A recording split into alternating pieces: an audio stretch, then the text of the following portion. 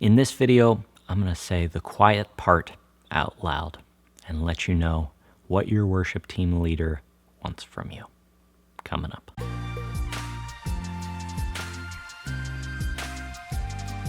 Hey, Spencer here from leadingworshipwell.com. This is the place where we talk about how to lead yourself well, lead your church well, and lead worship well. So if you're interested in that, click subscribe down below. If you are a worship team leader and you're watching this video because you just want to hear what I have to say, check out the link in the description below to the worship rehearsal blueprint that I put together that will help you have the best worship rehearsal you've ever had. Check it out in the description below. But in this video is really made for worship team members, and I just want to have like a fatherly talk. It's kind of like whenever somebody who's not your dad has a dad like talk with you, and they tell you what your dad would probably say if your dad actually had the guts to tell you the honest truth. I don't know, that came out weird, but you know what I mean. Like, I am being like, if your worship team leader did not have a filter and they just told you what they wanted from you without lacing it with a bunch of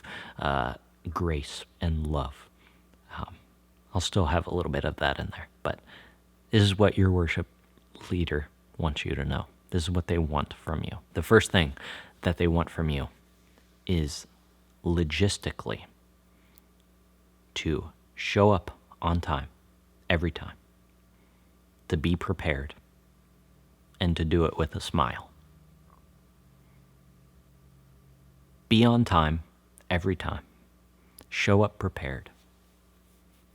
And do it with a smile. Like, that's what we want. Like, I am a worship team leader. And one of the biggest frustrations is when people don't show up on time. And I'm not saying this because this is happening in my worship ministry right now. So don't hear me saying that. I'm just speaking from experience and things happening in the past. One of the most frustrating parts for a worship ministry and for a worship team leader is when the worship team members don't show up on time. So if you could just show up on time and be prepared and do it with a smile, it would bless your worship team leader so much. And what does it mean to show up on time? Every time.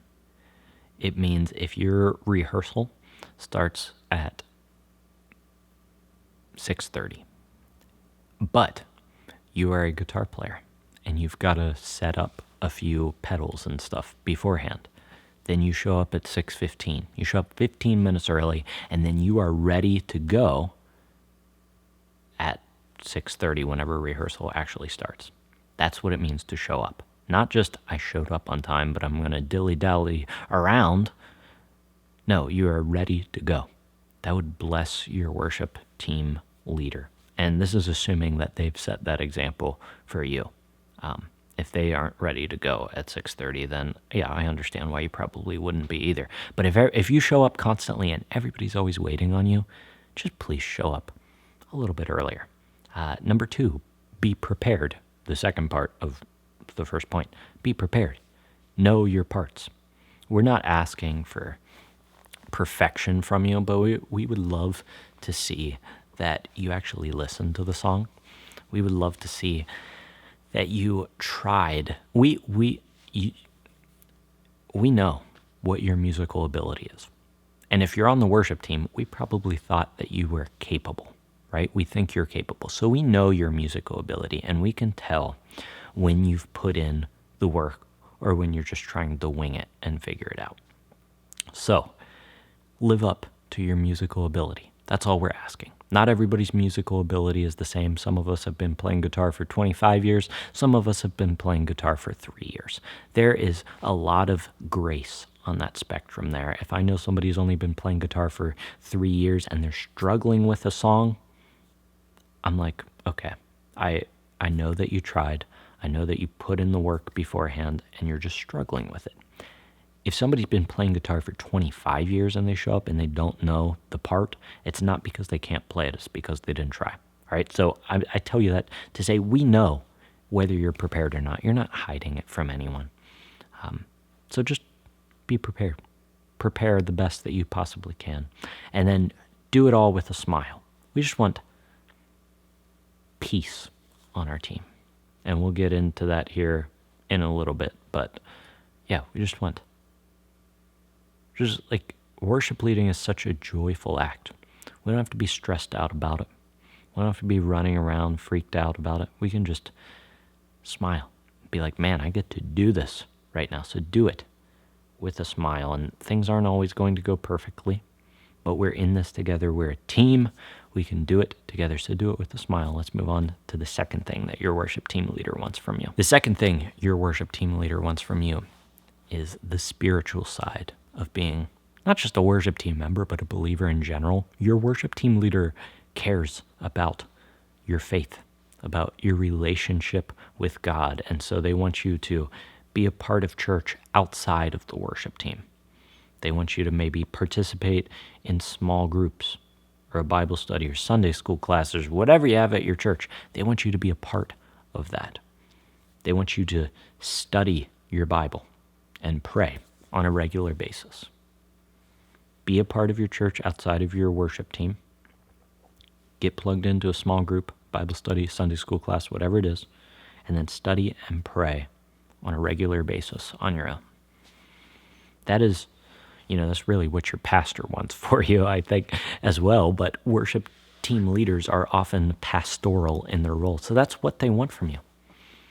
And it's not like this legalistic thing where maybe you read that in your worship team guidelines and you're like, well, I have to do all this stuff or I can't be on the worship team. It's not like that.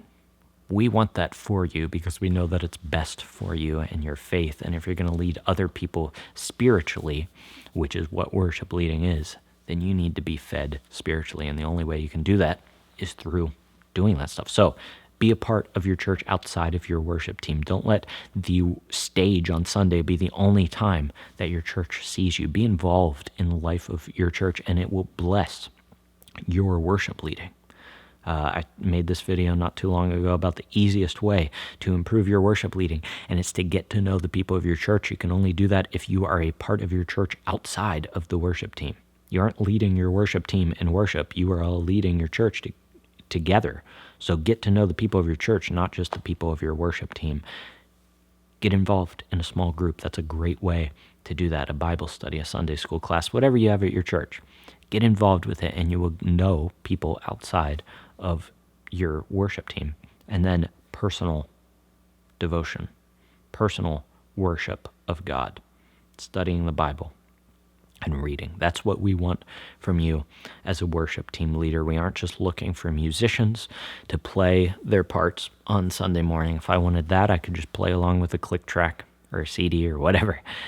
I want people who are capable of spiritually leading worship. And finally, number 3, relationally. Be a part of the team. Champion the members of your team. Build them up. Encourage them. Don't be a conflict maker on your team. Worship leaders loathe having to deal with conflict on their team. And the only way we get over that conflict is when we focus on the real goal together, which is to lead people in worship, to point them to the worthiness of God and provide them with the opportunity to respond to that truth. If we make that our mission, all of the other things will fall to the wayside, and we can actively pursue that goal together. So champion the other members of your team. View your worship team as a small group and not just as a band of musicians that you play with. Also relationally, respect your leader. And I don't say this because we don't just want you to do what we say to do just because we say we do it or because we say you should do it. Like, it's not that. I think oftentimes and I've been in both pairs of shoes as the leader and as a member of the team. And as the member of the team, we always think that there's maybe not always, but a lot of the times we think there's something that could be done a better way. And we're not always wrong in that, but there's usually a lot more to that piece of the puzzle that you're not seeing because you aren't the leader. So what your leader wants you to know is that oftentimes we do things certain ways because we see the bigger picture.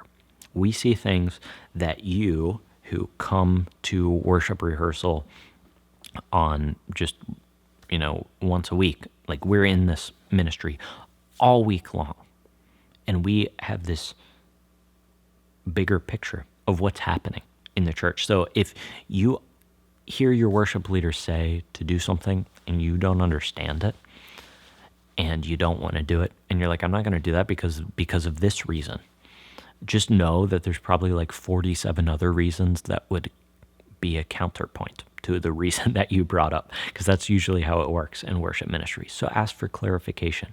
We'd love to share that with you. Say, I just don't understand. I'm not sure why we're doing this when this is what I see. And maybe your worship leader will be nice enough to tell you, well, I know you're seeing this, but what you're not seeing is this, this, and this. And worship leader, if you're watching this video, that's how you need to explain these things to your people. Not just, we're going to do this because this is what I said, but no, explain. I know that you're seeing this, but this, and this is happening.